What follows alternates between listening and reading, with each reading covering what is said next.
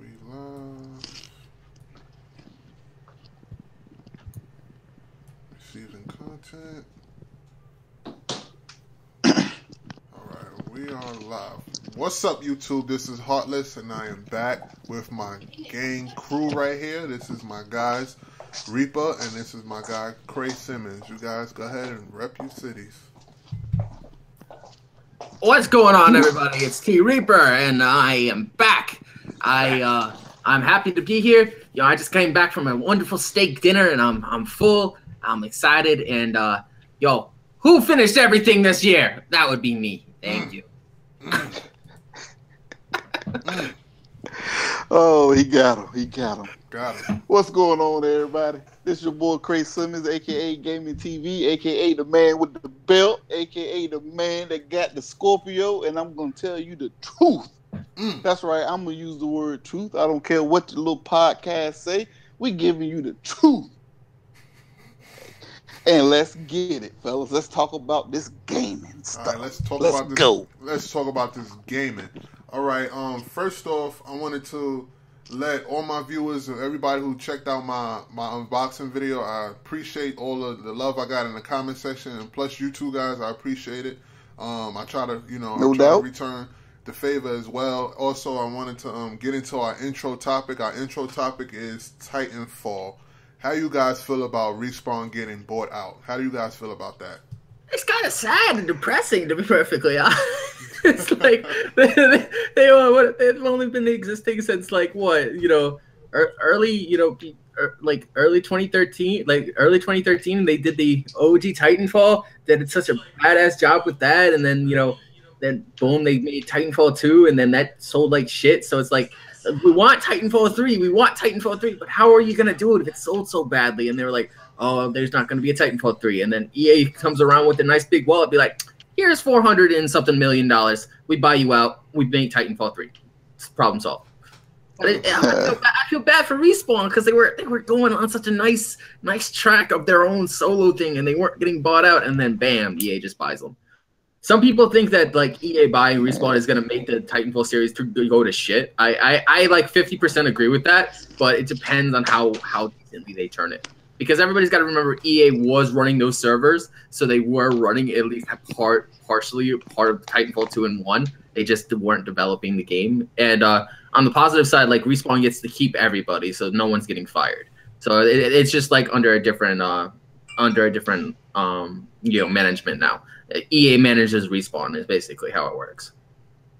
Okay. Go ahead, Craig. Oh no, go ahead, Hart. It's your show. Go do your thing, bro. I actually like the fact that them guys got bought out, because it's like, because them guys was just too much on relax mode. You know what I'm saying? I don't want them spitting out a game every year. Don't get me wrong, but at the same time, I want to know about some more news about the game. It's too quiet over there. You know what I'm saying? I want to hear something about either in development or making plans. You know how usually, I don't want to say news leak out, but like at least something is going to happen. Like you don't want to purchase a product knowing that like, damn, I didn't have anything else coming out for it. You know what I'm saying? Hey, yes, I'm getting DLC or whatever the case may be, but I'm not hearing anything, no news about the next installment, because I am really, really, really enjoying this game. And I got really excited that this is happening for the simple fact that it's like we're going to get guaranteed another installment. And for the simple fact that it looks amazing on the Xbox One X with the damn patch. My God. Yes. You know what I'm saying? So I'm like, yo, bring on Titanfall 3, because I love Titanfall 1. Bring it on. Bring it on. We need that. I need that in my life. You know what I'm saying? So go ahead, Craig. All right, this is my thing now. Like I said, I don't keep up with the business transactions, but I like Respawn from Titanfall 1. I felt it was a game changer. Like you said, they got a little too cocky on themselves, and I guess they thought they were too big for their britches, and they got a reality check with 2. But the thing is, Microsoft, I felt they dropped the ball. If Respawn was up for sale, and Phil Spencer, you saw the interview he did. He's like, we invested in first party studios, whether we buying them or creating them. They should have jumped on this. And Respawn, knowing that the love that the Xbox community gave them for Titanfall 1, they should have extended out to Microsoft first before EA jumped in. But with that said, we know with EA, they about that money. So we definitely going to get a sequel. And like I said, I love Titanfall 2, man. I was against it at first because of the tweets. How they were talking about blue and green disc and all that bull. I got caught up in it. You know, on Black Friday last year. And I did a review on it. I said, man, this is one of the best campaigns I played in a long damn time. And then the multiplayer to me, and the ending like hints at a Titanfall 3. It does hint at one, so they like the ending was amazing. The ending was amazing. Good. And then even the multiplayer, I enjoyed the multiplayer. It wasn't Titanfall 1 because I suck in fucking first-person shooters. But the thing that Titanfall 1 was so good at, you get killed, you can get murked, but you get right back into the game so quick. It's like you don't get pulled out. Like, you know, in Call of Duty, they show you the kill cam, and you got the, or on Battlefield, you pick where you want to spawn and jump back in. Titanfall put you right back in it. Bam. You get killed fucking back. Bam. Bam. It was fast. It was fast-paced. It was fun. I didn't care if I was winning or losing. I just want to go out there and shoot some shit, get my robot, and stomp on some people. I felt Microsoft dropped the ball. I think they should have jumped on it. But, you know, like I said, I got faith in Phil Spencer. I'm going to give him a little bit longer because, like I said, the X just came out. And it's already a game changer. Whether you want to agree with it or not, people hate on it and talk about no games at launch. But games look like this the way they looking. Man, I want to go back and play Recore some more. You know, old school stuff. This shit is amazing. So I just think they dropped the ball. They should have bought them. But with EA, we know a sequel coming because they want that money. And hopefully it's going to be bigger than the first two. So we'll see where it go from there. Man, I say bring back the original multiplayer, please. Give me achievements for jetting. Please give me achievements for jetting and don't make multiplayer pointless. That was horrible. Right. Just long as you can drop a Titan on somebody. Come on, y'all got me. That joke was the fun. You call your Titan on somebody that crushes them. I dropped my Titan on 2 people and killed 2 people in one drop. I dropped my Titan on a Titan. I waited for my enemy to respawn his Titan, and he got on his Titan, and my shit dropped right on top of his ass, and he was, I know he was mad, man. Man, as soon as that happened, I said, Xbox, record that. Don't talk about the Connect. I love my Connect. They killed Connect. Because, you know, that's how I do my videos. I ain't computer savvy, man. I ain't using my Connect. Come on, Microsoft, bring it back. Resurrect it. Nah, I'm good. I'm at the, matter of fact, when we done with this, y'all got to give me some ideas for a good webcam that I can use now, because C920. I have a Logitech. Logitech C920. Yep. Yeah, I have a Logitech. Yep, that's what I have. I have an HD 1080. Logitech 920. Yep. Either Logitech C920 or Logitech C922. Those are 2 best ones. But the 22 is basically the same one as the 20. It's just it's supposed to be for like live streaming and Twitch, but I feel like the C920 is better than the 22 because I have the 22, but I feel like the 20 is a little bit better as far as video quality. I've seen comparison videos on YouTube, and it's crazy because an older camera is performing better than a newer camera. Like, that's fucking mind blowing. But whatever. But that's good for me because that might be a little cheaper. It is. Okay. But, yeah, I'm trying to step my game up, fellas. I'm trying to step my game up. Y'all got them nice little thumbnails and the pictures, and here I am. Connect, record, and it's me. But anyway, you don't connect to record anymore. You just press the wonderful glowing X and then press X, and then it records it. Yep. I'm just saying, I'm still caveman with the Connect. Or you could legitimately turn on Cortana and be like, "Hey, Cortana, can you please record this?" Yo, Cortana don't work for me because I'm country. I'm country as hell. Cortana don't work that good for me. It was mad funny. Like I remember when Cortana first came out. Like, she came out in an update, and no one actually knew how to use her. Like, I'm not joking. Like, I was in some parties where these people would be like, "Hey, Cortana, record that clip." Yay, Cortana, press record, and they would be so. I'm like, guys, all you had to say to the Connect was legit. Connect, record that. Connect, record that. Cortana, record that, and that's all you'd actually have to say to her is just say, Cortana, record that, and then bam, it would record. But some of these people were just mad dumb with how to use the Cortana feature. That was like, oh my lord, how stupid can people honestly be? And then I even made a common sense episode on it. I'd be like, Cortana is like the Connect, except you take the Connect out of the sentence and put Cortana in it. So it's like, instead of saying Connect, record that, say, hey, Cortana, record that. Like, hey, Cortana, well, I did it, but I'm country. She didn't want to hear my black ass. Let me see. Lucky Tales. We're here playing Lucky Tales. I'm sorry, that game's fun. She lost right now on the map. We gotta go down to the bottom. Okay, she about to cuss me out, y'all. We can go to the next. We can go to the next topic if y'all ready. If y'all hear me get smacked, just edit it out or something. Oh, this is live, buddy. Ain't no editing in live. Oh shit!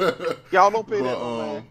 But the next topic is Red Dead Redemption parent publisher wants a reoccurring consumer spending, aka microtransactions. What's your guys' opinions and views about that? I'm so sick and tired of people bitching about microtransactions that I could write a book. Mm-hmm. It's starting to get annoying. I even did a video on that today. I was like, yo, it's like, guys, microtransactions is a new way for people to make money. Do you actually know that one of the publishers actually made more money? It was actually Ubisoft. Ubisoft made more money with microtransactions than double their digit amount. So that stuff ain't going away. That stuff is so not going away, and I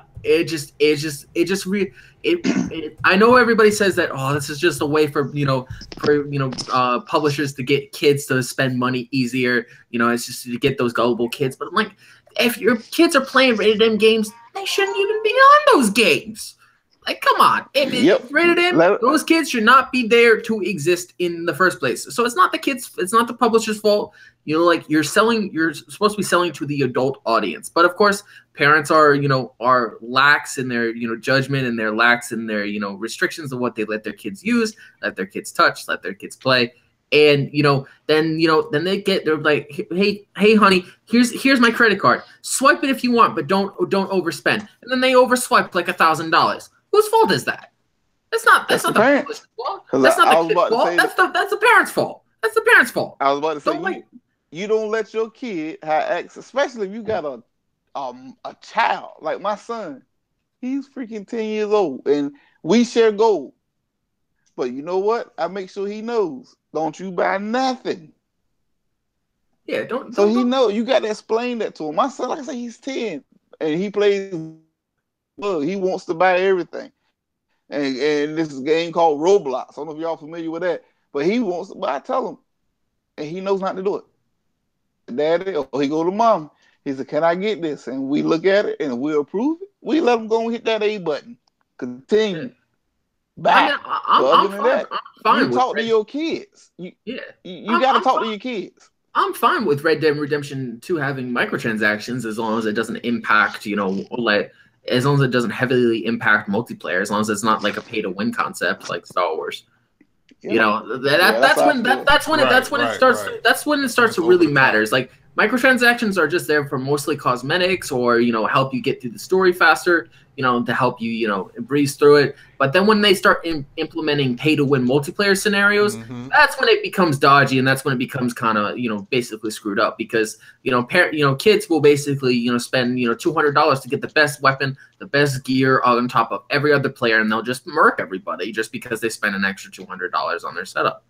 And that honestly shouldn't be there. That's the only concept that I agree that, microtransactions shouldn't exist, but they're going to exist. And that's a new way of, publishers making extra money. And sometimes they make more money from microtransactions than they do from the initial game launching.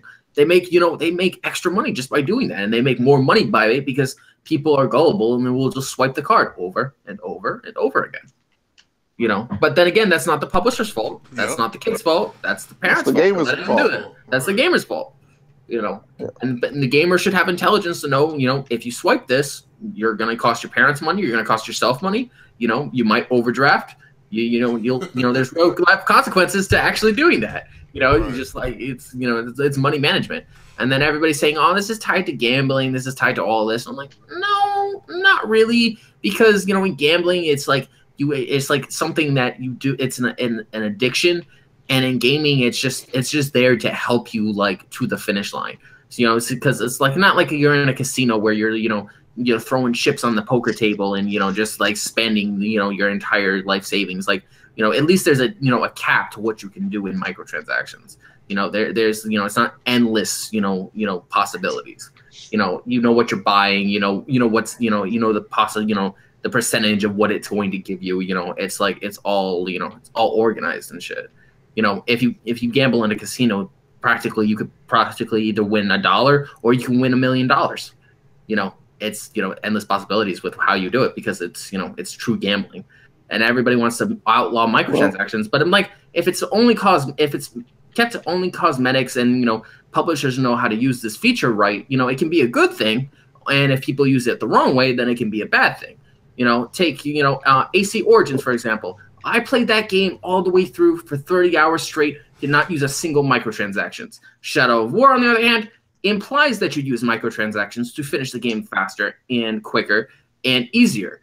So that's implied in Shadow of War. You gotta remember, Shadow of War is all single player.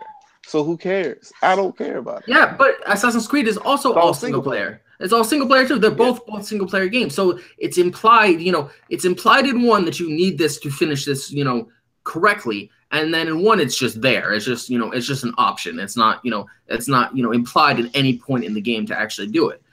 So it's like one basically pushes you towards doing that. The other one just keeps it there for an option. So I feel like when it's just there for an option, it's better because it's more of a choice. Whereas if it's implied that you need this to finish it, then that's basically the publisher bleeding the gamer in an opposite direction, saying, if you buy all these orcs, you can finish this game in under 30 hours and not 60 like IGN told you to. Yeah. Well, my whole thing with microtransactions is this. Like I said, long as it does not affect, I'm fine. But if you got somebody that wants to buy some skins, I'm gonna tell you the game that was doing it way before people was complaining about it. Street Fighter. Remember, you could buy all these costumes. You buy the Halloween costume pack, the classic pack, or whatever pack. No one complained about it. But you know what? That was microtransactions. You didn't get that stuff from beating the game. So I'm like this. If it keeps the cost of the game down, fine. So long as it don't affect the multiplayer. Like if I'm going against y'all in head-on-head combat, as long as you can't go buy this super bazooka, or AKA the Galahorn in Destiny, and wipe me out, I'm good. If you want to buy a pack to make you look like Terminator, so be it. As long as your weapons, or whatever the case may be, is on par to your level that you got, that you earned, I'm fine. That's like everybody killed Forza 7. Talking about, it's microtransactions, but I don't own Forza 7. I haven't bought it, but I have not seen, in other videos I've seen people playing it, a freaking pack with money. Now, if you earn in-game credits and you choose to buy stuff, you can't get mad at nobody for that. Gears do it. Like, I love the way Gears and Halo do it. You can buy them packs with credits you get from playing horde, getting kills, or whatever the case may be. Right. And if that's the case, if you save up your money, you got 1 million in-game credits, and then you can go buy this super shit, you earned it, because they don't give you those 1 million credits. You earned it. So I'm fine. All these people bitching and complaining, you know why? It's because they just either can't afford it, or they getting murked by people that did it. And I ain't mad at it. Because like I said, at the end of the day, I don't buy shit for games. Only games I buy DLC for is Gears and Destiny. That's it. So microtransactions don't affect me one way or the other. That's a you decision. You decide to buy them or you don't. It is what it is. Move on, because like T. Reaper said, it's here. Ain't nothing you can say do about it. Developers see it, some money on it, and it's here. You can boycott it. Speak with my wallet. Not gonna buy it. Guess what? You by yourself, bro. People still gonna game. Gaming, alcohol, and porn is the only things that make it when times get hard. And that's fact. So I don't care what you say. It is what it is. You move with it. It's the future, or you get rolled over. Bottom line. And I'm done with that. What you got, Heartless? Hey, microtransactions don't bother me. I mean, like you said, the way how it like with Gears of War, I like how Gears of War has it set up. Like you have two options.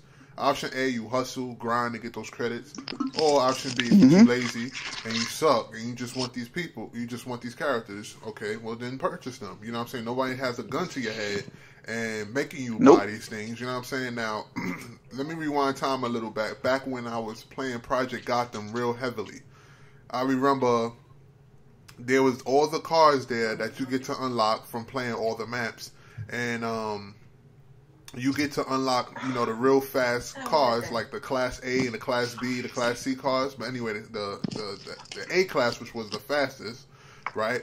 You would get like the Enzo Ferrari, and you get the Ferrari F50, and blah blah blah blah blah, right? But this was before the Enzo Ferrari came out. My mistake. But you get the F50, I think it was the 360 Spider, and the F50, the F40. All of that was in a Class A class, right?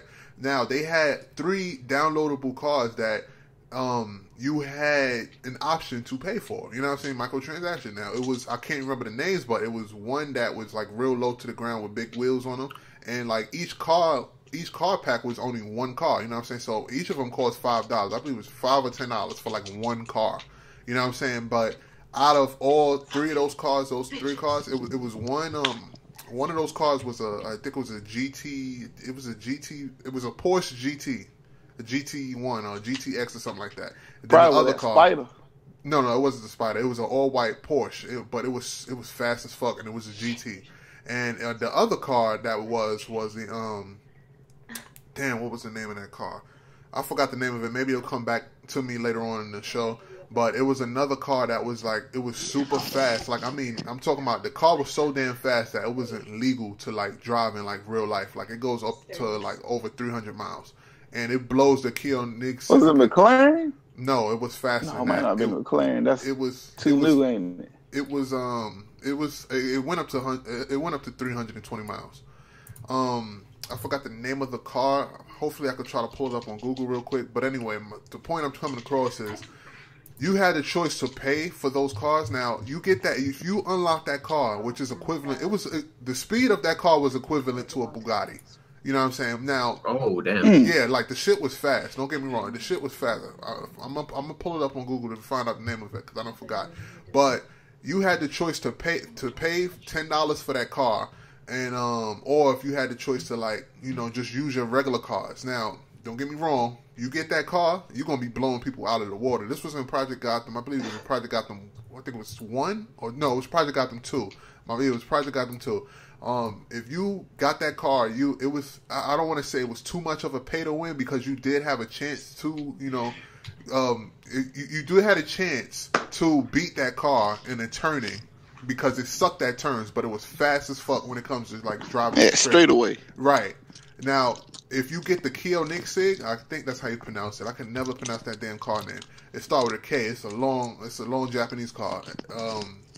If you pick that, or that Mercedes CLK, I think that was the name of it. It's super fast, that long white Mercedes, which was fantastic on turns, you can actually beat it. But if you go on a straightaway, that was that AMG. Yeah, with the wings open up like the hell yeah. Yeah, you know what I'm talking about. That Mercedes Benz I know what you're talking CLK. About. That shit was sick. You know what I mean? And it's in Forza.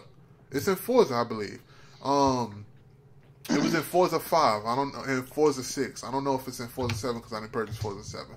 But anyway, back to the point I was trying to get across. The car was so fucking fast. You know what I'm saying? You just had to know how to beat it.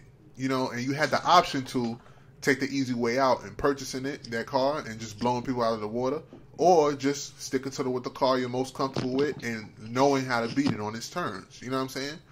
Yeah. Now, like, as far as microtransactions, back to the microtransactions, the point I'm coming across, it does not affect me unless it's to the point where if somebody else buy it and it alters their playing style, like it makes them 1,000 times better, and it's not fair or playable anymore. You know what I'm saying? Like, that's when it will affect me. Like you said, the pay to win schemes that's going on in the cell phone games. You know what I'm saying? So, Candy Crush, prime example. Please, or that kitchen game. What was the name of that? It's yeah. Cooking with the Chef or some shit like that. But that is the microtransactions when it comes to like paying to win and those type of those unfair advantages. I don't agree with. But as far as no, I mean, because like I said, nobody agrees with that. But at the end of the day, like I said, if it's cosmetic, single player, and they willing to buy it, I don't care. Who cares? It is what it is.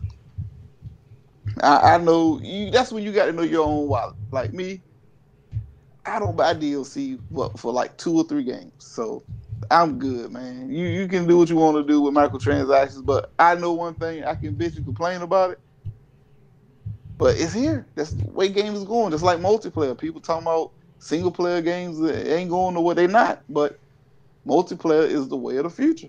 Mm-hmm. Bottom line, you ain't gotta agree with it. It's gonna happen. If you won't stay playing single player, then guess what? You're gonna get left behind eventually because they can't make no money off single player games. They barely break even. I mean, they good as they might be. Uncharted, or dare I say the mighty Horizon Zero Dawn, as good it may be, but they not making no money. People not playing that game.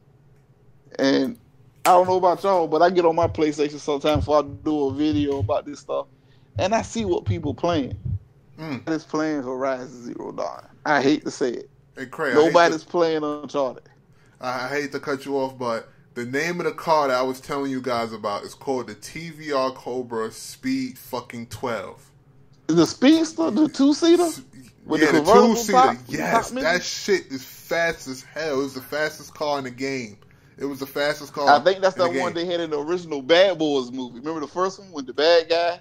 Where Mario Alonso was chasing him at the end of there? I think that's that Roadster. I can't remember, but I do know that it has 6 headlights. It has 3 headlights. Oh no, that ain't it. Then and it has. You talking about a whole another type of car? Yeah, this car is fucking. It is a 2-seater, but it's fast as hell. It's called TVR Speed 12, and he had a chance to like purchase it. And if you purchase it, you like basically unbeatable. You know what I'm saying? Because it's like dead ass. It's equivalent to a damn Bugatti. That's how fast the damn car is. You know what I'm saying? And great, you got to send me a picture of that. Then, and like the cars the other car you could purchase was called the Porsche 911 GT1 and the Mercedes CLK GTR, and those are the Saleen twin turbo S7 or like the Koenig said. I'm a Saleen fan because I love Mustang, and man, that's my dream car, bro. The Saleen Mustang. I take either one. The Saleen S7 and the Mercedes CLK GTR are the 2 best ultimate cars as far as handling in that game. You know what I'm saying? As far as controlling, like it's easy to turn. Now, well, you know that S7 51 inches tall, bro. Mm-hmm. You know how many curves you can hug with that thing? Mm-hmm. I love Celine, so that's my car, bro. but yeah, the name of that car was called the TVR Speed 12, man. That shit was fast and it was like basically unfair going against that shit unless you get it on the turn. You know what I'm saying? Which is very rare because a lot of people would pick that map with. They have that map on Forza also with the grass, and it got like that skinny road that's real long, and then it has a whole bunch of turns. You know what map I'm talking about? It's nothing but grass. I can't remember. I ain't played Project Gotham in years. No, it's on Forza. It's on Forza now. They implemented that same map on Forza. You know what? As much as I love Xbox, Forza is not my game. Even the Horizon series, I don't play them. I don't know. I like Need for Speed, bro. Like Need for Speed to Run. That's my favorite racing game. But that's my favorite racing game.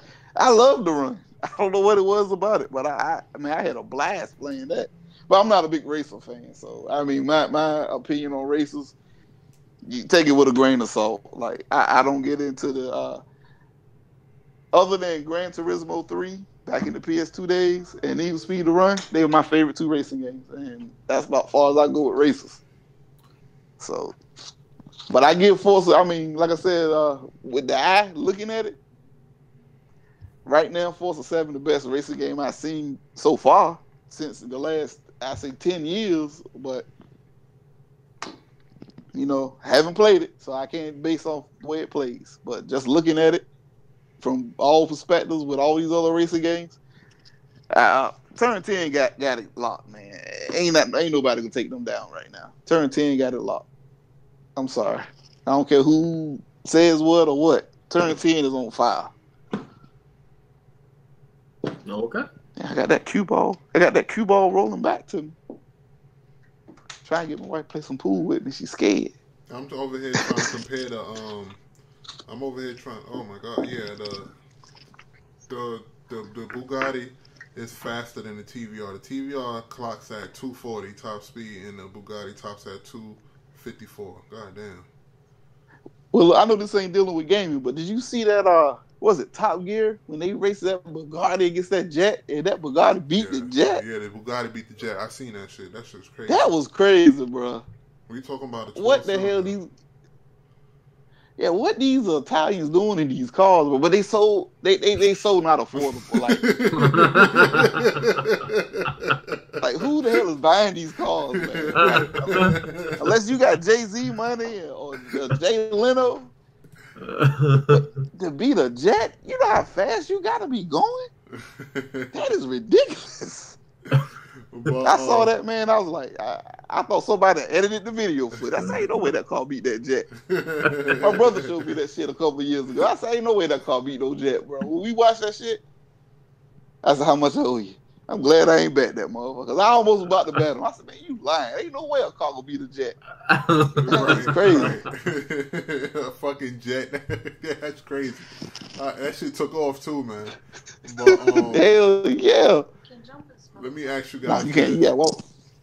Reaper, I remember we was talking behind the scenes as far as the next generation console. Now that the Xbox One X has been released, do you feel like the next Xbox will be around the corner? Because they have announced that they are currently developing the successor for the Xbox to the Xbox One X. But I personally feel like it's going to release on around 3 or 4 years from now. What's your opinion about that? You're not. They are working on. They are developing the final generation, as they call it. But what people don't really understand is the final generation. What they're basically pointing everybody's money to is basically a PC console hybrid, which is basically, and you can already see that basically from what the X is doing right now with the outer supports with the mouse and keyboard coming to it soon, the outer webcam coming to it soon, and Phil Spencer now with his new title as head of all gaming, which is no longer just Xbox, it includes phones, it includes PC. So I think the next generation is not going to happen until a new norm is set in our population reality. So right now the norm, for example, is 4K. That is and actually in some areas that's not even truly the necessarily norm, because a norm would imply everybody would actually have one, and that's actually not the case at all. So most people still have 1080p TVs. The very few people actually are now adapting to 4K, so it's an adaptation. And then, on the PC side, you have, you do have a monitor that can do 8K, but it's not the norm. So it's not, it hasn't, it's not going to beat out the 4K norm until, probably until Trump's first term is over. When Trump is done being an asshole for the first 4 years, maybe we'll see the evolution of what Microsoft is actually looking at. But I say we're sitting tight for at least until the 2020 era, because I don't think technology advances as fast as we think. And I think that's what I think they're waiting for. I honestly think they're waiting for the PS5 to come out to see what kind of specs they're going to offer their consumer, and then they'll adjust their price to thing. But if they are basically trying to make it into a PC hybrid, you technically wouldn't necessarily need to do that, because then you would just need to basically match it with what the current PC people are using. I also have a sneaking suspicion. This is not factual. I'm just speculating. I think Xbox Live is going to evolutionize again. And the last time it evolutionized was in 2013 with the Xbox One. I think it's going to evolutionize again, and then this time it's going to include PC spaces and the console space as well. So you'll have Discord integrated with console interactions. You'll have Twitters and Facebooks and all over the goddamn place. So I think that's basically what they're trying to end up as, is just like a PC console hybrid. So you can choose how you play. You can either choose with play with a keyboard and mouse and a monitor, or you can play with a controller and a TV. You know, as long as that TV does the required specs. But I think we're more looking at an end game for Microsoft where there's no more consoles on the horizon. It's just going to be forever upgradable. So It's going to be, it's basically going to be turned into a PC, type of, market. Hopefully, I really hope this isn't the case, because I would hate for this to actually happen. I would hate to see the community turn into a PC type of thing, because I know a lot of us love consoles, and I know a lot of us, adore that concept. But you gotta think outside the box to what Phil Spencer is trying to do with the gaming market right now, because right now the X is here. Are we all happy? No, we're not, because everybody is still complaining about something or another. But like the what he's trying to do now is trying to bring in first party. That's his new goal, is to bring in more first party titles. Is to I got the X out. I did that. I did my job. Now let's focus on games. But those first party games could be anything. They could be the next Halo, or they could be they could be the new Ori.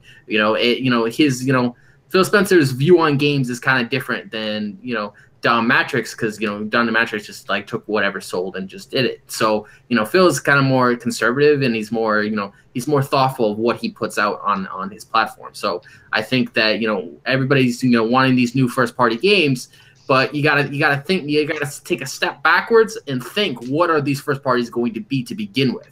They're not because no one knows what these things are. They just know that they're coming, and that they invested so much money into that that division, that they are coming, but in what form are they coming in? So they could it's like Sony. Sony brings out awesome games, but these games are 90% garbage. So like, what is like they bring games, but the games look nice, they look gorgeous, but they play like dog shit. So it's like, you got to be careful about what you wish for, because if you wish for first party games, you're gonna get them. But, as Phil Spencer demonstrated at 27 E3, he can trick you, and he's very good at actually doing that. He can trick you. He's like, we'll bring loads of games. We'll bring loads of games. We'll bring loads of games. E3 comes around the corner. E3's on the screen, and he shows about 20% AAA titles and about 80% indies. So in reality, he was just paraphrasing. He's like, oh, I'll bring you games. He wasn't being serious. He wasn't being credible or legit about what those games were. But he said games, and everybody just jumped at it. We're like, oh, we're getting games. We're getting games. We're getting games. Oh wait, they're all indies. That sucks to be us. Right. Like, yeah, because he wasn't because he wasn't being credible, because he wasn't being honest. Like, and he has a tendency to do that. He just says games. So we just automatically assume they're going to be the best games ever made, but in reality, they're just the cheap indie titles that he wants to produce, and or PC titles that everybody loves on the PC platform. Like take PUBG for example. Everybody says, oh, this is going to sell great on consoles because it sold over 7 million on PC. The PC is a different crowd than consoles, so I don't know if that's really going to work, because do we actually even have an arena shooter actually on consoles right now? I don't think we do. Well, I will say this. I ain't a PC guy, but I play games with at work. They're excited for PUBG for whatever reason. But isn't that the first one though? Isn't that the first one? This is a new breed of not necessarily a new breed of game, but like a new breed for consoles. Quake, not Quake. What was it? Doom. Epic made it. What was the arena shooter they had? Unreal Tournament. Unreal, yeah. So this is like the new Unreal, but instead of being people looking crazy, it's realistic. But for whatever reason, Xbox. Yeah. See, I don't dig arena shooters. So like, I don't like those type things. I don't like the concept that you're filled in a lobby full of 100 players and you have to be the last one standing. I don't like that. I don't like that market strategy. A lot of people do, but I don't. Like I like the concept of unlimited lives. I like the concept. It's very popular. It is very popular. I'm not saying that. I'm not saying it's not popular, because it is, but it's not my. That's not what I personally like to play in a shooter. I like to where I can have multiple chances. Look at Overwatch, prime example. A shooter with no campaign, no motive, and look at it. Yeah, and it's like but see, at least Overwatch gives you unlimited lives, though. It doesn't automatically kill your lifespan. But it's but the problem with Overwatch is like it's mad. It's it's mad unbalanced. You have different classes for different things, and then it's basically you have to the tank has to support the soldier, or the tank has to support the healer, or the healer has to support the tank, so on and so forth. I like shooters where all I have to worry about is where is the opposite person on the opposite team, how do I kill him, and what score is my KD going to be at the end of the day.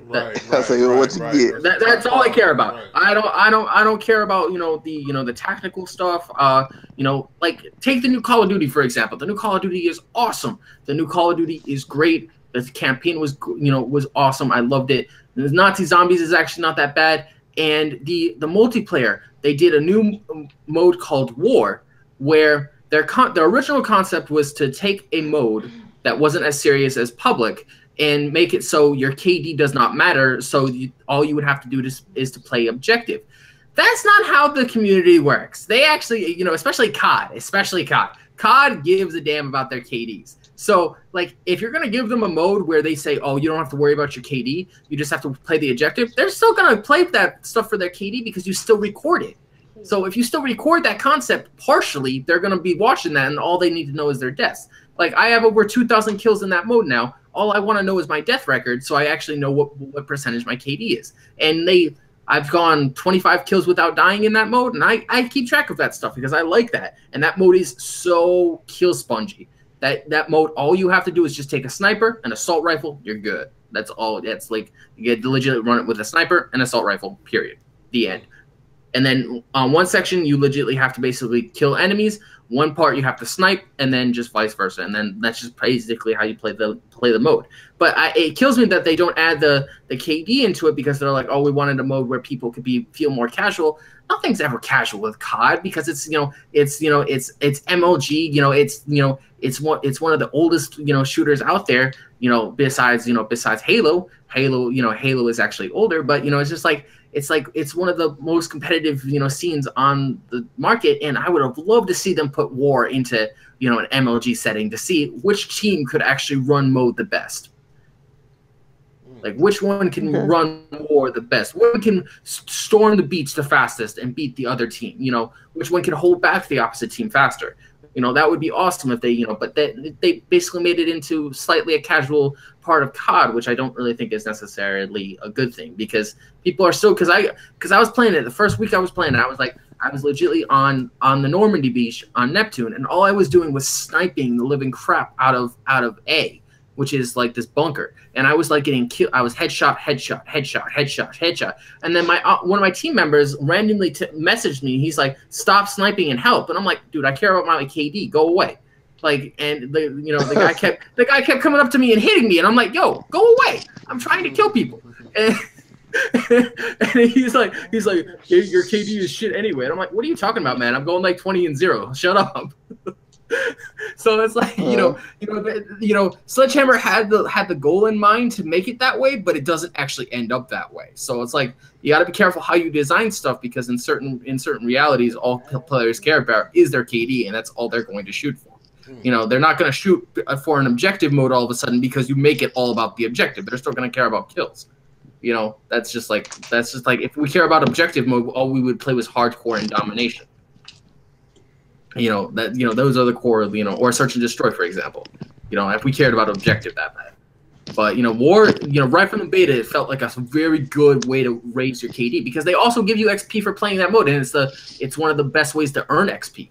So, like, you just play, hundreds of War matches and you're automatically prestige, like me.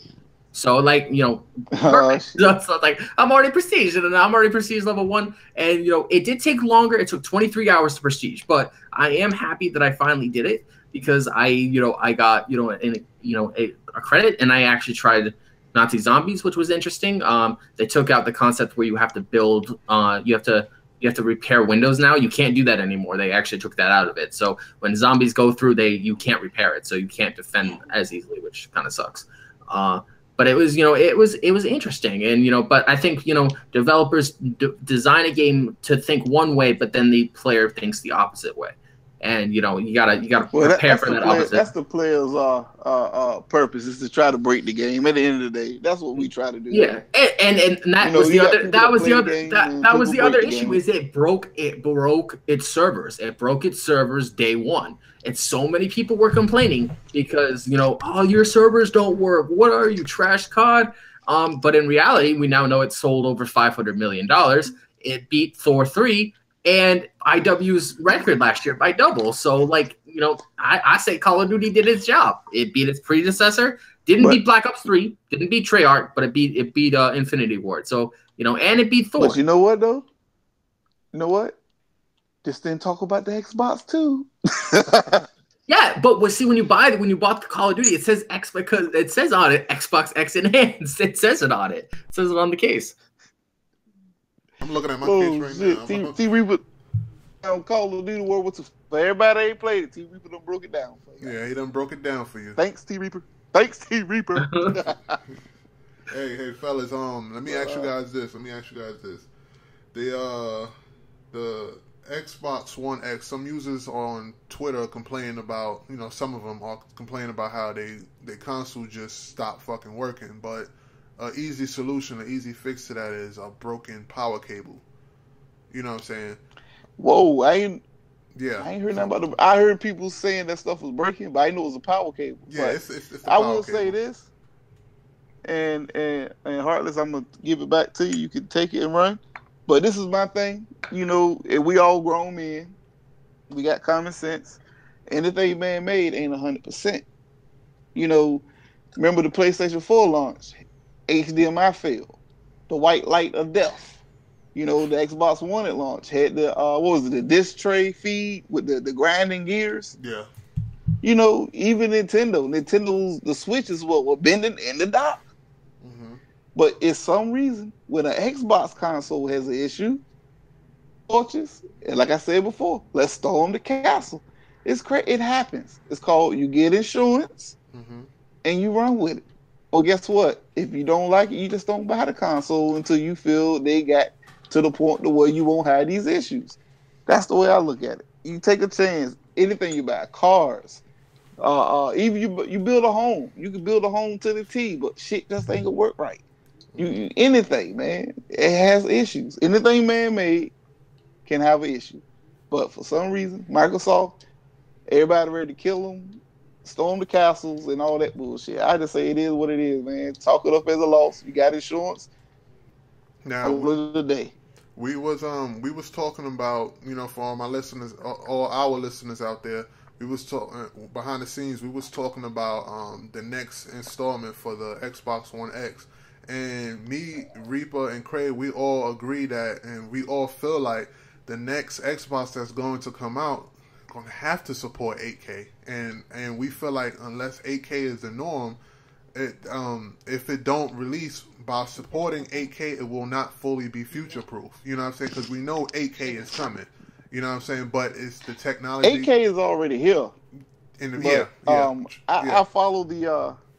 Well, it's not CES. But what's the joint when they show the new TVs and the phones? Yeah, I mean, in the PC space, already. In the PC space, it's already here, and actually, Samsung already got an 8K TV, but it's not ready. Yeah, they already got the tech. It's not ready yet. Well, the Japan they have them. Japan they have them. I think LG or Japan's they always ahead of us. Japan's the future. Yeah, they Japan. I've been to Japan. Japan's the future. The motherfuckers on 5G. They're not even on 4G. They on 5G over there. Check this out. I'm gonna tell you my age. You remember back in the 90s, early 2000s? Remember when the thing was to have the flip screen come out your radio in your car? Remember that shit? Okay, that didn't get big till like early 2000s. I was in Japan in 98 and 99. Them cats had that shit in Hondas over there riding. So the shit is here. Japan is the future, but Japan is so far ahead of what we do. Maybe when we drop that bomb on them, no disrespect, just being funny, it mutated them motherfuckers' brain cells and they start thinking of shit. I don't know. But Japan is okay, man. Like I said, when I was over there and I saw that shit in these radios, and I was taking pictures of that, sending that shit home. People look at me like, man, where you at? I said, bro, this is what they rolling with in Japan, bro. Faceboards coming off the radios, you putting it in your pocket and walking away. This shit wasn't going on in the US. I had a cell phone so fucking small when I was over there in Japan. I could put that motherfucker, you know the little pocket you got in your jeans where you put your damn coins in? Nobody use. I had a cell phone that could fit in that motherfucker. Versus we over here walking around with bricks on our hips and shit, thinking we hip. I had a cell phone so damn little. I had a magnifying glass to look at the damn numbers, bro. Japan is ahead of everything, bro. So you can't base it off Japan. But like I said, 8K is here. Mm-hmm. And Samsung said they got the TVs are doing it. It's just that it's not ready for release. Mm-hmm. So the new consoles, their main thing is ahead of what's coming out. They just blared us. That's all that was. Because he told on himself. Yeah, I agree. They knew 4K was coming. But they chose to give us a PS4 and an Xbox One borderlining on 1080p with 4K around the corner. Borderline and then they obsolete, hit us with this mid-gen refresh. Right, borderline obsolete. Put it like basically. Yeah. And they knew 4K was coming, but because we gamers, and let's face it, whether what console you support, we gullible, because we going to buy the shit. Right. Bottom line, you can bitch and complain, we going to buy it. And they knew it. But it's just that it bit Xbox in the ass harder than PlayStation, because at least PlayStation was giving people across the board 1080p at the jump. Versus, Xbox, whatever they did, the new 720, whether it was the Kinect or whatever the case may be, they just bled us. So hopefully now they see gamers are getting smarter now. We realizing, okay, y'all ain't gonna charge us all this damn money and give us subpar tech. That's why the X came out. Look how far ahead the X is over the Pro. Microsoft realized, okay, these gamers realize what they want. We can't pull the wool over their eyes no more. People talk shit and say, oh yeah, the X is just barely better than the Pro. No. It's a whole bunch better than the Pro. It's just right now, developers are, some of them are reaching and some of them ain't. Mm-hmm. But they see now this is what they got to do, because they can't come out with no bullshit for the next gen or whatever Microsoft decide to do whenever they bring out another console. You can't half-step no damn more. Mm-hmm. You're going to have to go in or go home. That's the way it's looking. Bottom line. So, I'm done. All right, I ain't mean to rant. I ain't mean to go on that long, y'all. I'm sorry, but this shit just get me pumped, bro. I'm sorry. I got you. But ladies and gentlemen, you know what time it is? Oh, don't say the petty. Drum roll. Petty moment. Oh, God. Petty moment. Man. I'm going to tell you, my petty moment, it might bring us under some heat. Now, I don't know if I'm going to go there. It might bring us under some heat, man. Lord, make sure from the pastor. I put it, bring on the knees. Bring everybody to the knees and let's say amen for this petty moment. Because we already know, for God forsaken, we all about to go in on these people. Let me get an amen. Do y'all want the heat? Let me get an amen. My petty moment, it's going to bring the heat. Because I'm saying, when these guys get win, because they so petty, I'm gonna tell you, these guys, young guy that said it best. They bleed one day out the month. You know what he called them? Bitches. Woo! That's what these guys are. Woo! So I'm just saying, Lord, because it's the look, keyword now, keyword, because it's the truth.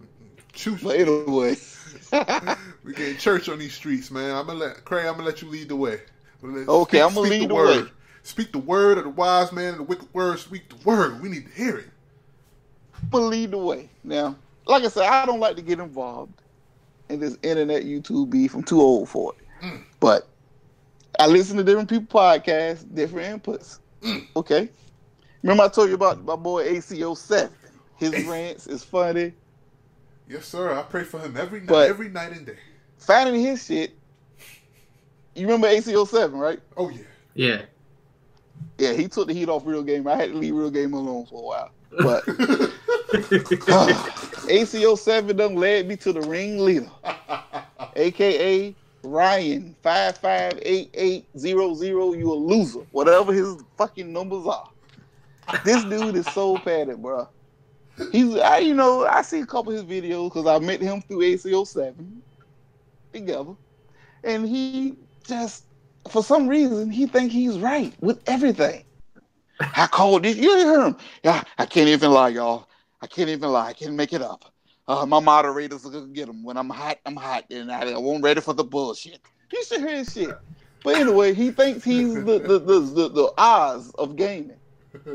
So he makes this podcast called The Truth, which they tell nothing but lies, which is oxymoron. Crazy. But anyway, so I listen to The Truth because I like to hear different people's views. Hey man, when I go to your podcast or your show, if you're an Xbox guy, I want to hear Xbox stuff. If you're a PC guy, I want to hear PC stuff. Nintendo, likewise. That's why I give Real Gamer credit. He's a Nintendo guy, and he talks Nintendo. Even though he might do some other bullshit in between, but he does talk Nintendo, which is what I go to hear. The Sony guys. And I listen to the Truth podcast, two or three episodes, and you know what their content is based on? Talking about Xbox. They're talking about Xbox. Oh my lord! I'm sorry, but I have sinned. We tell the truth, And but look, it's nothing but lies. This guy Ryan's like Phil Spencer. Look, when God forbid, Phil Spencer said, "Hey, we talking about publishing games on other platforms," they took that shit. Phil Spencer's gonna put Xbox games on PlayStation. Yeah, that bro. This motherfucker said games like Minecraft. You know, those little games, granted, Minecraft ain't little, it's huge. It's on everything. So they were talking about publishing other types of games. Not once did he say Gears, Halo, Forza, Crackdown, anything going to PlayStation. They said, well, I can see them publishing another game like say they might do a damn Minecraft builder. That might be on PlayStation. That might be on iOS. That might be on Android.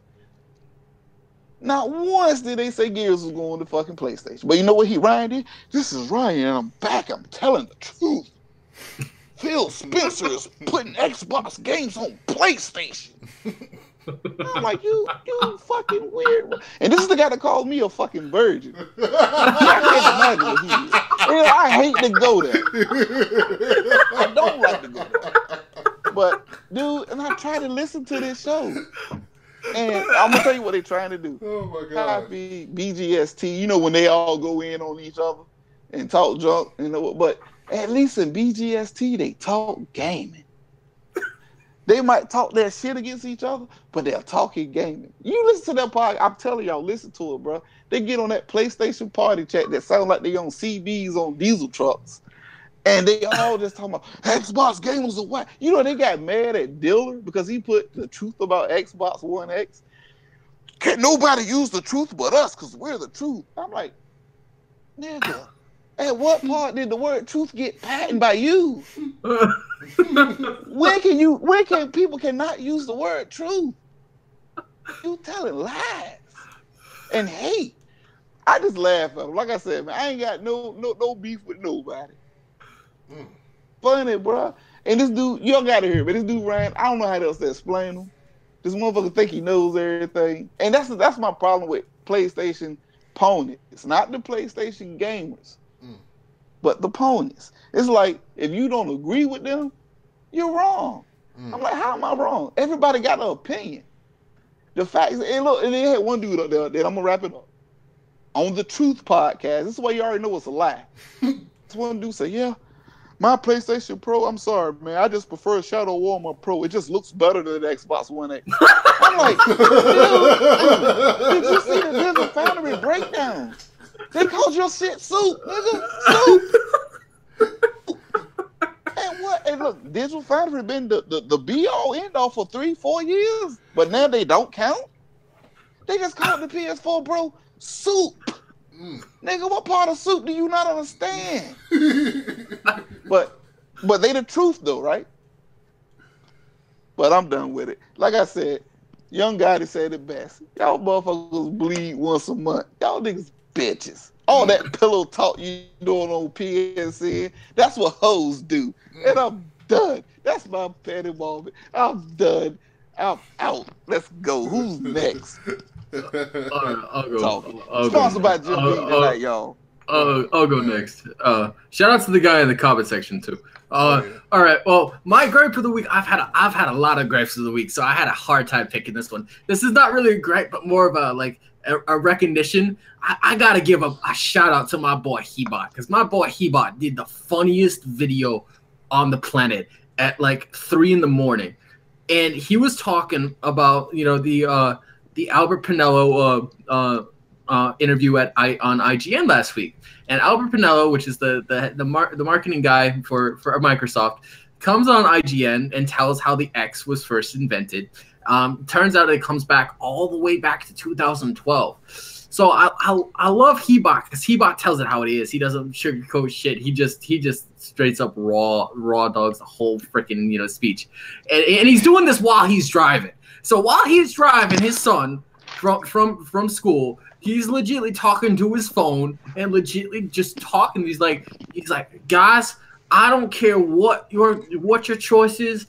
If you don't have a business degree, shut the fuck up. Because just from what Microsoft said, the fact that it's from 2012 proves everybody that was talking X concepts totally wrong, and they don't know what the hell they're talking about. So I just thought that was massively funny to bring up, because it was just like, Hebot was hilarious, and he's an awesome dude, and the guy can actually sing pretty good too. He can actually sing. But what? Yeah, he can sing. What? He actually did a pony. He actually did a pony song for me.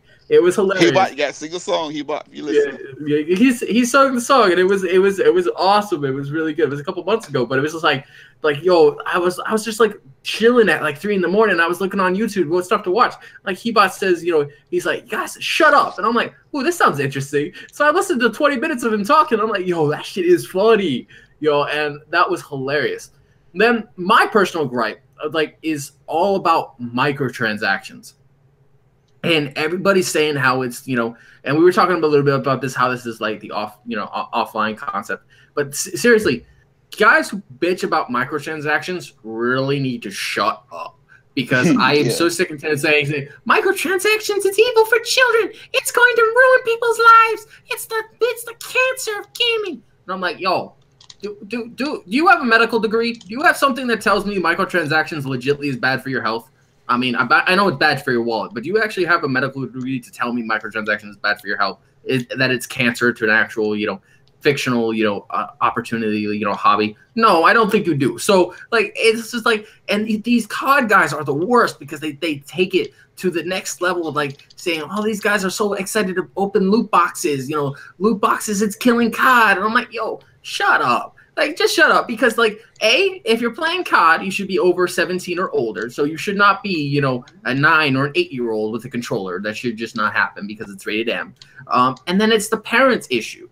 So the parents' issue is giving the kids the credit card. In what world does a parent give their kid the access to their credit card, then blame the publisher for taking their money?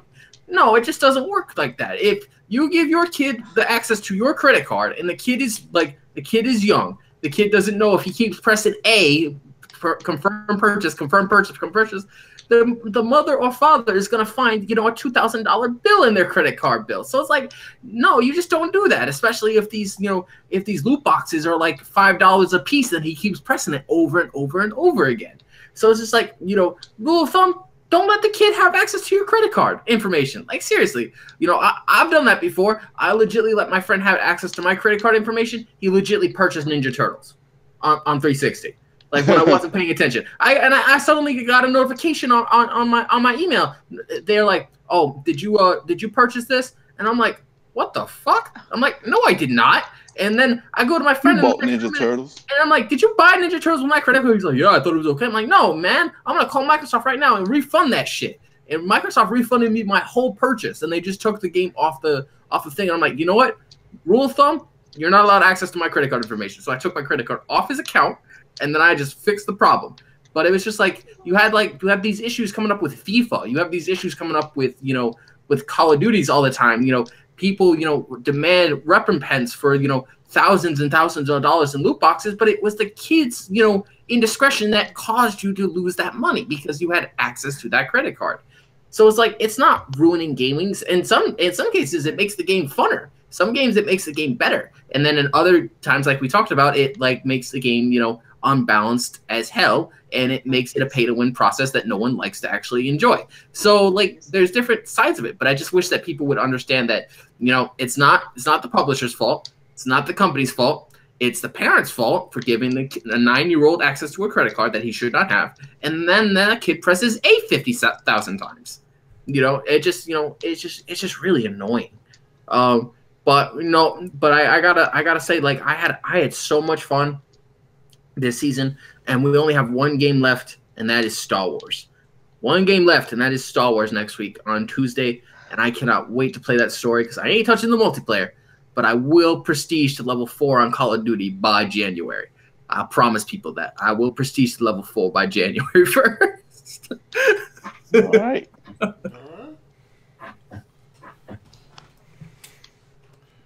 All right, Heartless, it's your turn, buddy. What's your petty? Your petty. Surprisingly, fellas, I don't at the moment. I haven't seen any coonery.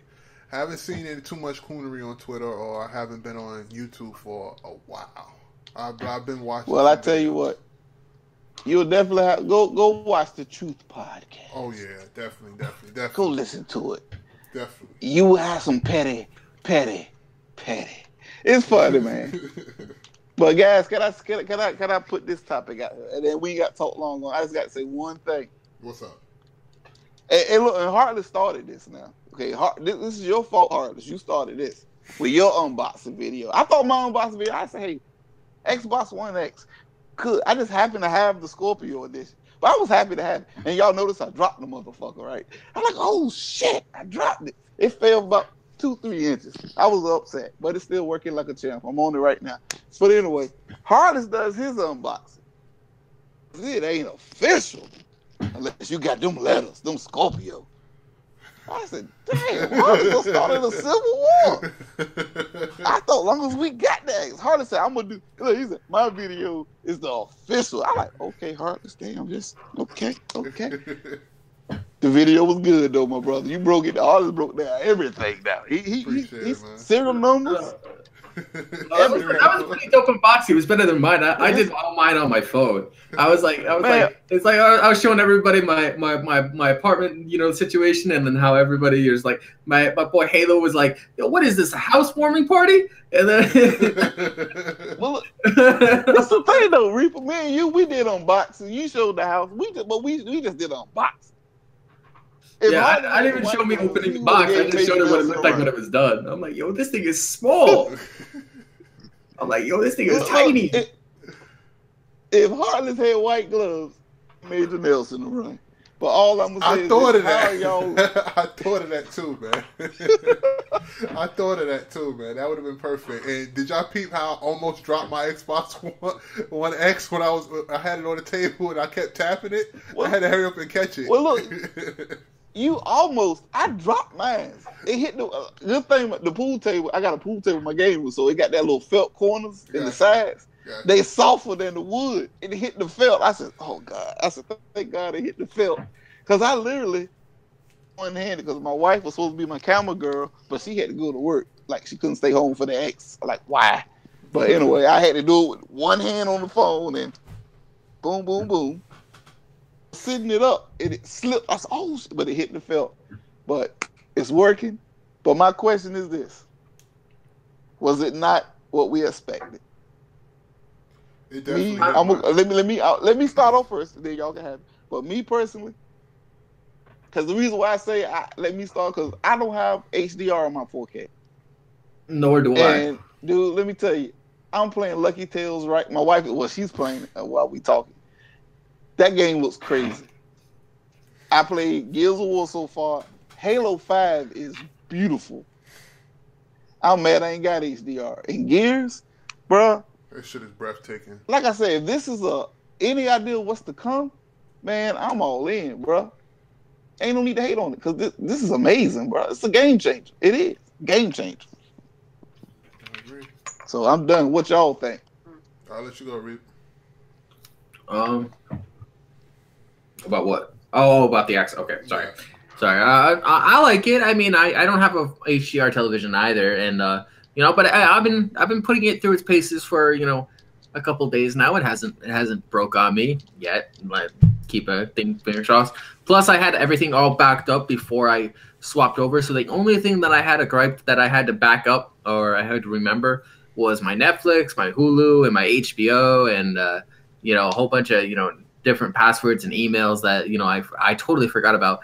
But they're all situated and working again. I had to reset up my cable box, which was annoying, and especially since I only have one remote.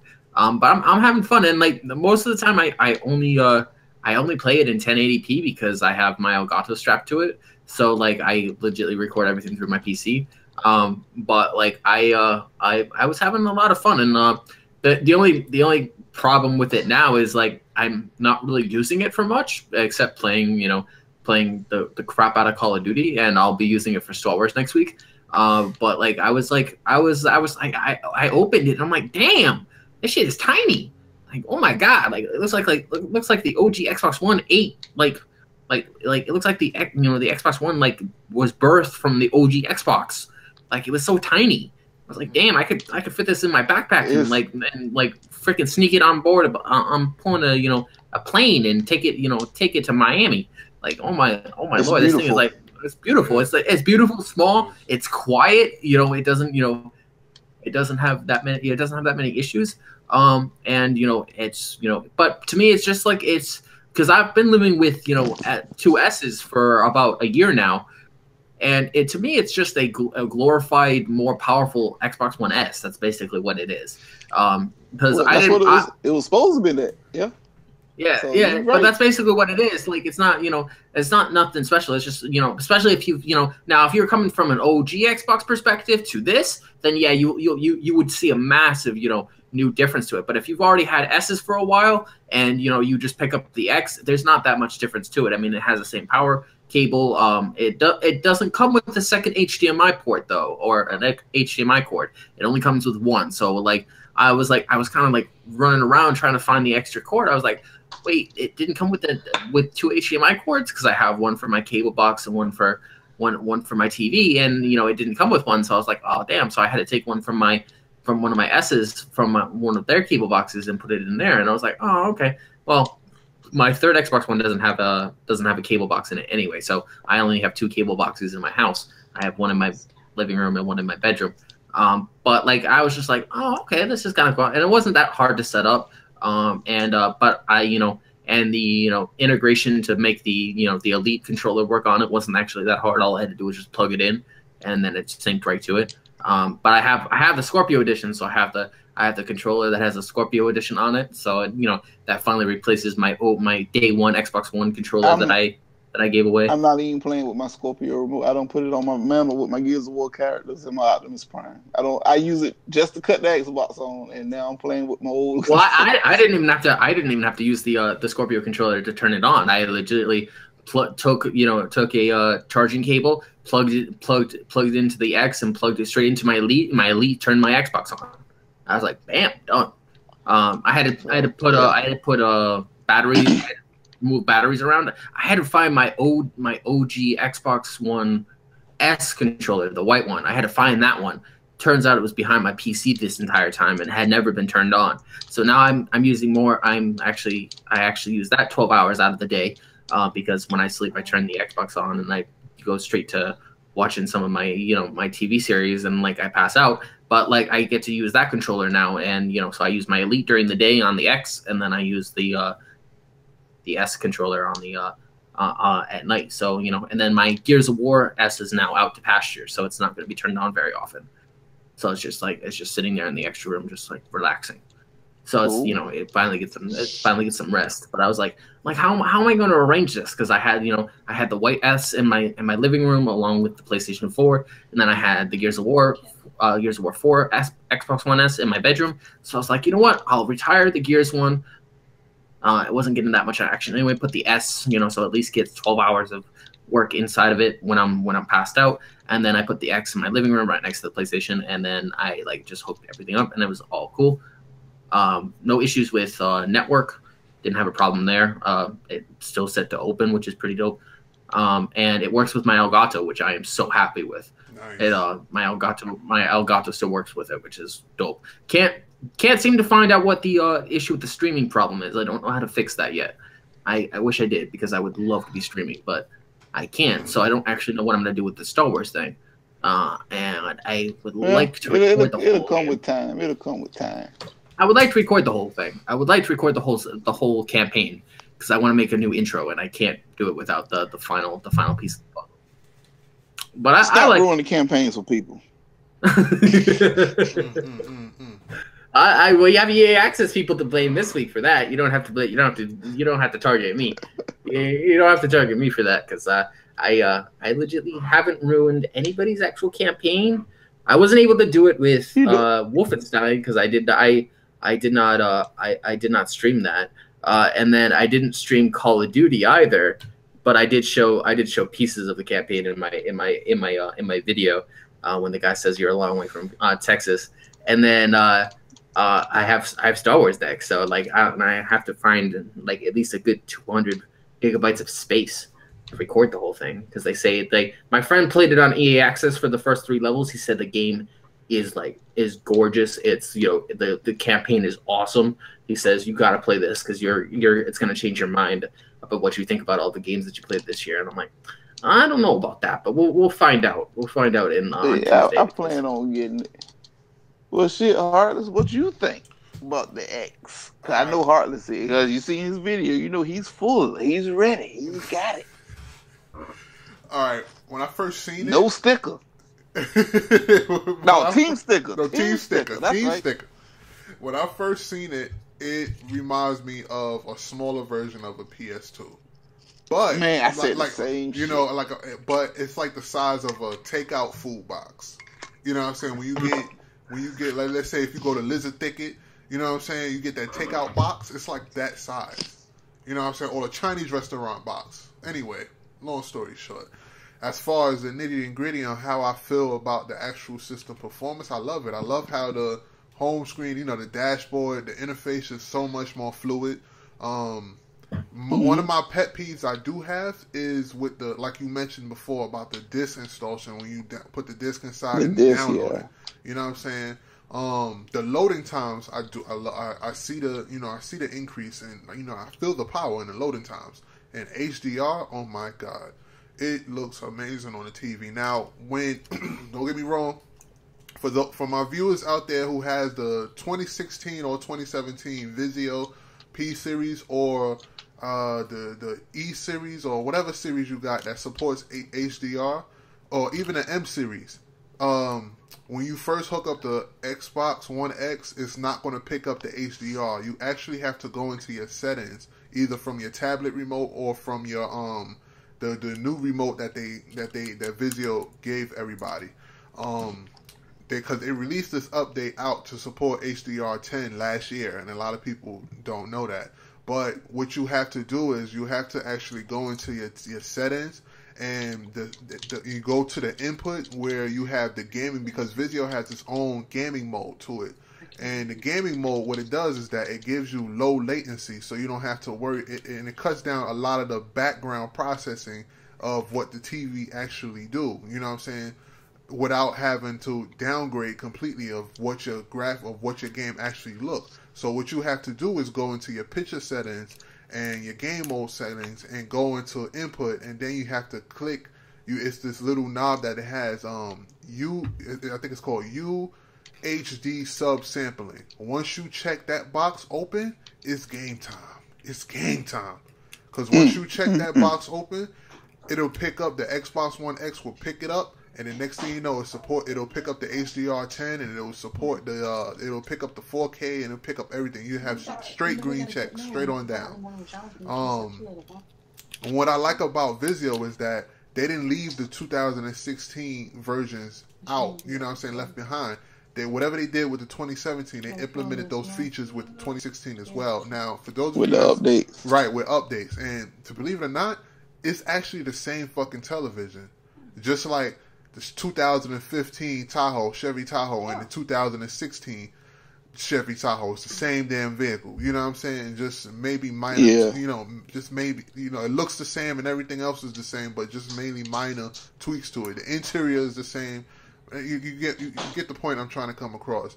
But what I'm trying to say is you have, for certain TVs to activate the, you know, the HDR10, even with Samsung and LG, you have to go into the picture settings to see if you support it.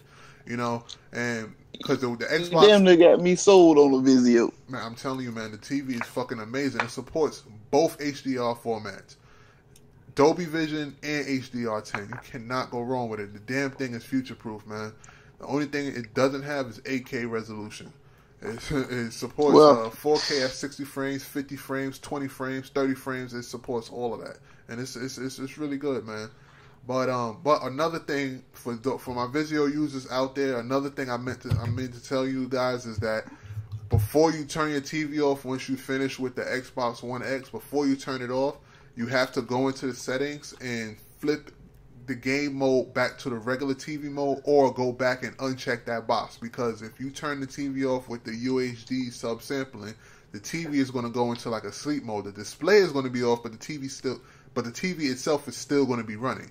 You get what I'm saying? The white light is still going to be blinking. So make sure you uncheck that box before you call it a night, or, you know, switch to the different input to regular TV and get out the game input. So that way you'll be able to turn your TV off and it shuts off completely, because I don't want it running up your power bill. The controller to the screen, to what you do, to what you input. The input lag? You mean the input lag? There we go. Yeah, Vizio has the best input lag besides monitors. Yeah, it does. It has the best input lag, man. I might get a Vizio, y'all. That's actually how I rape you, Cray. That's actually how I rape you. I have a Vizio TV. And this is the thing. Out of here. This is the thing. I have 3 of them too. I have 3 of them. And this is the thing. This is how I feel like, the reason why I feel like the Vizio display is better than, or up to par with OLED, because it has 3 things that can compete with OLED, and that is UHD subsampling color. That's number 1. Number 2 is full array, you know, and number 3 is local fucking dimming.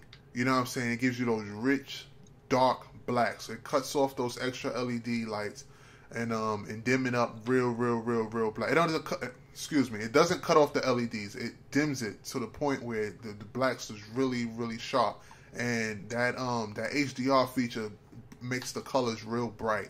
And see, when you compare that's what I'm doing. Right, and you compare that to, that's if you put that now. side by side to Samsung Quantum Dot display, you could see the blacks is just not blackish. It's still grayish compared to local dimming or OLED. And I've seen it. I've seen it firsthand in person. You know, I went in Best Buy, and because when you go in Best Buy, let me tell you a little secret for a lot of viewers that's out there listening. When you go to Best Buy, what they do is they alter the color saturation. They configure the most expensive TVs, whereas the other TVs that's actually cheaper, that perform just as good as the expensive ones, they make it look like dog shit. So it's a mind trick. So when you go in there, you're like, oh, that TV is $4,000 and it looks amazing. Let me buy that one. If not knowing that you can configure the cheaper one to make it look just like the more expensive one. That's their sales pitch, and that's what they do. And you know what else too? When you go to Best Buy, even Walmart, H Greg, those TVs, when you look at them, they got them set certain ways. You right? Yeah, they got them set certain ways. But you're looking at them. That's how it was with the Vizio. The TV I got right now. But check out the distance you looking at them at. You're like 2, 3, 4 feet away. So you're going to get all of that pixel array, because it's a chart. I forgot what website I went at. One of my homeboys at work put me on. In that 1080p display, right? Man, this was before 4K was a big thing. For a certain inch of the TV, they had a certain distance you got to be away from. Like, say, 55 inches.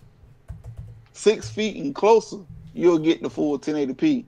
If you out of that 6-foot window, everything's going to go, your eyes ain't going to be detected no more, so it can go down to 720. Website, and I'm going to tell you, we can put it on our next video. And it's the same thing with 4K. That's why with my 4K TV, I make sure my couches, I'm at a, I'm playing my game, I can enjoy it. Like I ain't got that little race chair y'all sit in when y'all do y'all videos. I got the rocker because I'm old school, but I got it set where I can see it and I can enjoy it. But I know when I'm shooting pool, I'm playing with me and my friends. We playing pool, and I'm looking at the TV. I'm like, it don't look as sharp as it does when I'm. But the closer you are, the better your picture's gonna be. And see, that's how they get you when you go to these Best Buys and Greg's. When you looking at this TV on display, you within arm's distance, so you're gonna see everything. Your eyes are gonna pull it all in because you're getting overloaded. But when you get home, that TV don't never look the same as it did in the store. Because you looked at it when you was right there damn near face to face. But then when you sitting on your couch in regular viewing mode, unless you got a big display, you ain't gonna see it. You feel like you missing something. And you could buy all the monster cables you want or whatever the case. You got to be within that optimum viewing range. We got a projector. It's like 120 inches, but the screen looks amazing, and it's only fucking DLP 1080p. You know, the big back projector, but the picture looks good because it's so fucking big. We within that viewing range. Like, man, projector's the way to go, but that bulb get expensive after a couple of years. Want the game for a certain spurt, so watch movies. It's awesome, man. It's the way to go. And then now they got 4K projectors now too. Shoot, man, you'd be surprised what you can get. But it's all, like I said, it's all types of tricks to the trade, optical illusions. But the thing is, get a good TV set and the optimum distance of viewing, you in there. I'm not a big sound guy, so I ain't got the high Dolby Atmos and all of that. I'm still running 5.1. I'm enjoying it. Shakes my room. I'm fine. But, you know, it's just how much you willing to spend at the end of the day. But I think y'all might sold me on the Vizio. I'm mad at y'all now. I'm telling you, man, it's good, man. Damn it. Now this is I'm about to unfriend y'all. This is let me we get ready to conclude the video. This is our ending topic. Our ending topic is next gen graphics cards. Cray, I know this is not your area, but Reaper, this is your area. Now, what do you feel like would be the perfect memory? Do you think the Samsung GDDR6, do you think that RAM would be powerful enough to be up to par with PC if it was implemented inside of the next gen console? I honestly gotta say I'm not D, so I'm not that tech savvy with like PC graphic cards, because I barely even knew what my NVIDIA stuff does. So like but like you'd have to simplify it, like the neck, like if you were, are you asking like the newest 8K model? Yeah. Well, okay. I don't know. I tend, I think Microsoft and Sony tend to go with AMD. And I think, they've gone with AMD for like forever. My stepdad, who is actually a software writer, he was talking about how NVIDIA would work, would do best in a console setting. And I remember when the X was first announced and everybody was speculating about this. Everybody was saying, "Oh, they're gonna use a Ryzen chip. They're gonna, oh yeah, the Ryzen. They were gonna use Ryzen. They're gonna use AMD. They're gonna use, they're gonna use, NVIDIA." And then, it turned out to be AMD, but it was an overclocked, version of that chip. So it was a evolved version of it. It wasn't a default version of it. It was an enhanced version of it.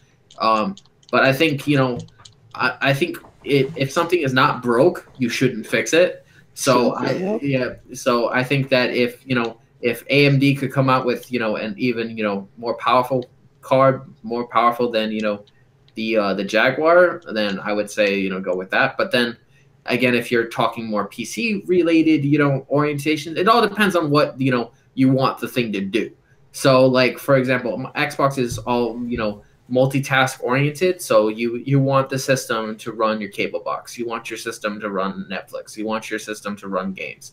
And with PCs, they're basically designed to run everything. So I think if for the next generation, I think when they're picking the specs, I think you should be very cautious about what each chip does and how it interacts with the CPU and what it how it runs the system as you initially intend it to run.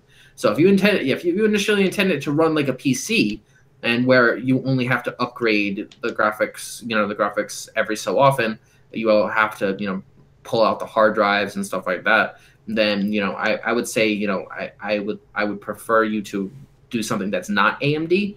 But if you're just going to run it more like a console and not necessarily a PC, I think you should stick with the AMD.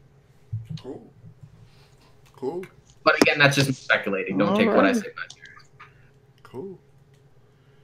All right, gentlemen. Cray, you got any opinions or views about that, or that's not your area? Well, I'm strictly a console guy. Like I said, yeah. But I know getting the game in PC because I like Steam. Oh, what's up, T? No, I know NVIDIA does awesome work. So it's like they do awesome jobs. So it's like AMD's is mainly only for console concepts. So it's like if it's not a console, then don't go with AMD.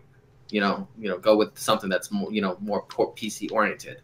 And I just feel that the next generation of Microsoft's version is going to be more PC oriented than everybody assumes it will be. Because they're like, oh, they'll never switch back to PCs. I'm like, well, the whole concept was to get back when the OG Xbox was created. The whole concept was to mirror PC, but because PC is always more advanced and always one step ahead of consoles. But the idea is to get everybody on the same footing, so everything is just the same. But I don't think you can do that if you keep using old methods to do that. I think you have to try something new.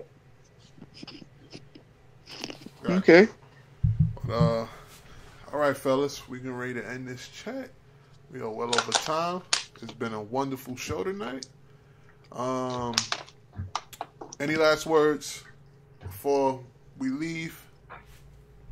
I just pushed out a new video. If anybody is interested in hearing what I had to say about parents and their credit cards, go check it out. And I will be giving my my thoughts on Battlefront 2 next week when I finish it at like 6 in the morning.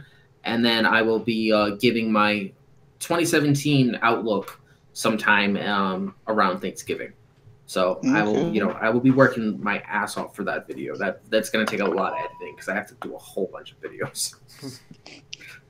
Got you. What about you, Craig?